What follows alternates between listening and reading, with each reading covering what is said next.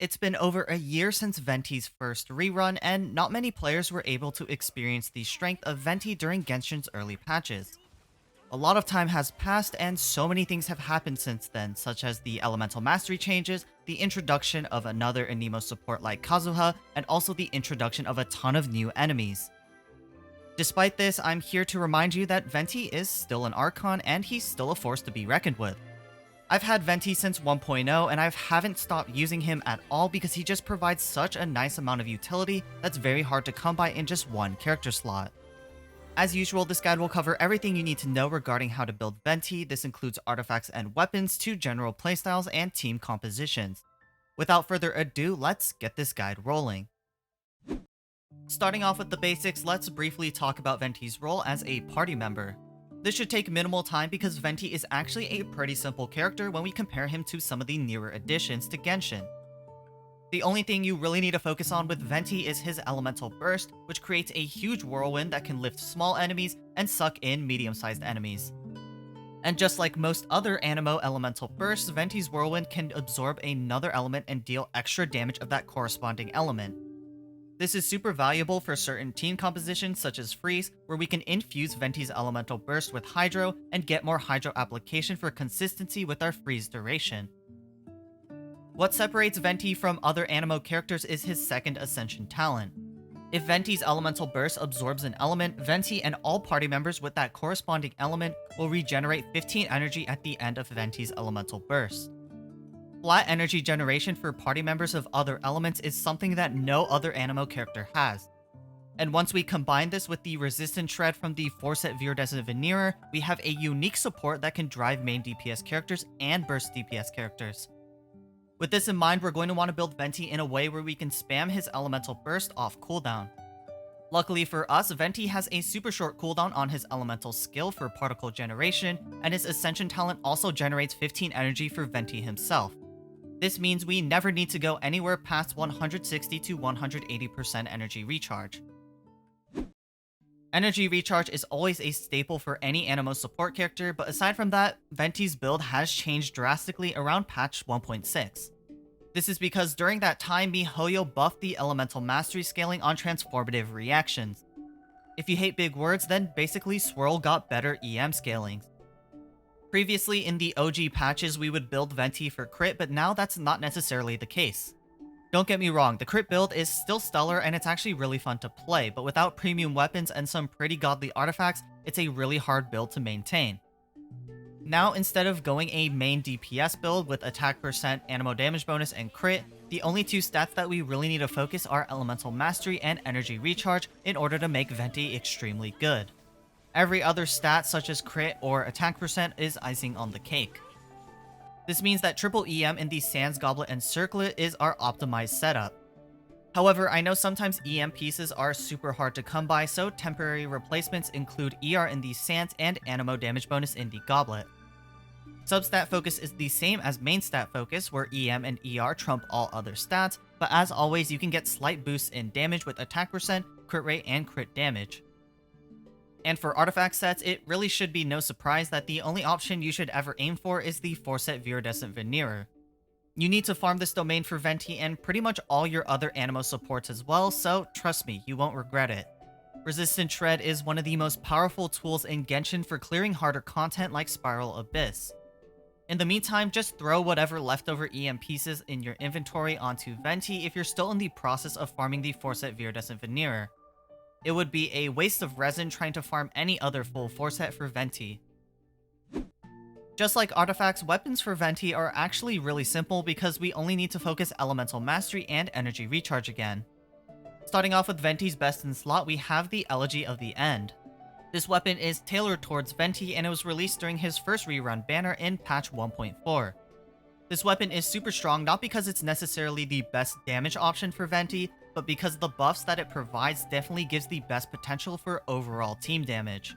If you want the best personal damage for Venti, look no further than a high refinement stringless.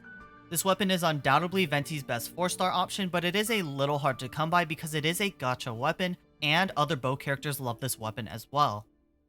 If you were around during the Windbloom event in 1.4, the Windbloom Ode is the free-to-play substitute for the stringless. The two weapons have the exact same base stats, but the only difference is that the Windbloom Ode's passive is simply not as good as the Stringless. As for other 4-star weapons that are extremely powerful on Venti, we have the Sacrificial Bow. This is one of my personal favorites because the chance to cast your elemental skill again gives Venti extra damage and extra energy particles.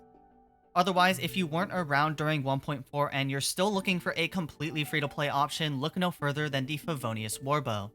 This weapon is great for making Venti an energy generating bot for your high energy cost characters like Ayaka or Yaimiko for example.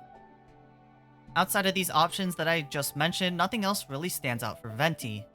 If you have any obscure weapons like Alley Hunter or Moon's Moon, feel free to use either of them on Venti because most other bow characters don't really like using these bows. The only thing you need to keep in mind is that they're not as good as something like the Stringless. And to wrap up the guide, let's talk about Venti's teams. He's such a flexible unit with the Forset Viridescent Veneer and Energy Generation, but if you're looking for a few starting points, here are some of Venti's most popular team comps. Of course, to start things out, we have none other than the original Morgana team. Morgana is short for Mona, Ganyu, Diona, and Venti. This team is a special freeze team created by theory crafters on the premise of quadratic scaling. For my non-theory crafters, here's a breakdown of what that means. Ganyu has a fairly random targeting on her elemental burst if there are multiple enemies in the radius. Venti solves that problem by grouping the enemies together, and as a result, Ganyu's icicles will always deal AoE damage to all the enemies sucked into Venti's elemental burst. Mona is here to provide extra damage through her Omen and apply the Hydro element to freeze enemies. Diona is our last unit to be a shielder and healer if needed. This is one of Genshin's staple teams for Spiral Abyss, similar to things like the National team. It's a super strong team to play and it's not that hard to pilot, so I definitely recommend checking it out. The only downside of the original team is that it requires 3 5-star characters, which can be a lot to ask for. Next up, we have the standard Taser / Electrocharge teams, but this time with Venti as the Anemo character to swirl Hydro and Electro. In particular, I'd like to talk about Yaimiko with Venti since it's a relatively new pairing and they actually work quite well together. Not only does Venti's energy generation help Yaimiko with her 90 energy cost burst, but Yai's turrets work the exact same way as Ganyu's elemental burst does.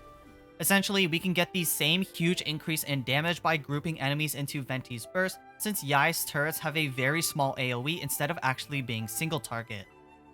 While Venti assists Yai with energy and AoE damage, for the two other teammates we ideally want a source of Hydro application and a second Electro character.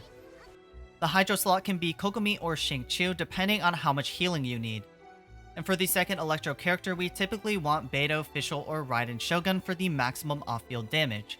These Electro characters can also take the place of Yaimiko if you want, so for example, if you're looking for the most free-to-play version of this Taser team, you can use both Beidou and Fischl as your Electro characters if you don't have either Raiden or Yaimiko. And last but not least, if you're looking for something a little more unorthodox, look no further than an Overload / Fireworks team with Venti. Here we take Yoimiya or Yanfei and pair them with Venti and Fischl to create a situation where our Overload reactions will hit every enemy sucked into Venti's elemental burst. In the last slot, we typically have Bennett to provide survivability and generate pyro energy for either Yoimiya or Yanfei. If you're feeling a little confident, you can also use Xingqiu in the last character slot instead. Adding Xingqiu turns the team into an Overvape comp, which increases the single target damage by a huge amount. For those who don't know, Overvape is basically just the combination of Overload and Vaporize reactions. Just keep in mind that Xingqiu is a much worse healer than Bennett, so you're going to have to be careful about survivability with this Overvape variation. Good luck to those pulling for Venti, and if you didn't see a specific team here, don't get too worried about it. Venti is a super flexible unit, and I encourage you to take advantage of his flexibility and play him with other characters that you like. Other than that, that's all I have time for today. I'm really glad Venti got another rerun, and I wish everyone pulling for Venti or Ayato some good luck on their 50/50s.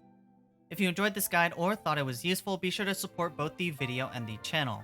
You can follow me on Twitch, join my Discord, sub to the YouTube channel, or whatever people do nowadays. Other than that, it's the same as always. I'll see y'all in the next one. Peace.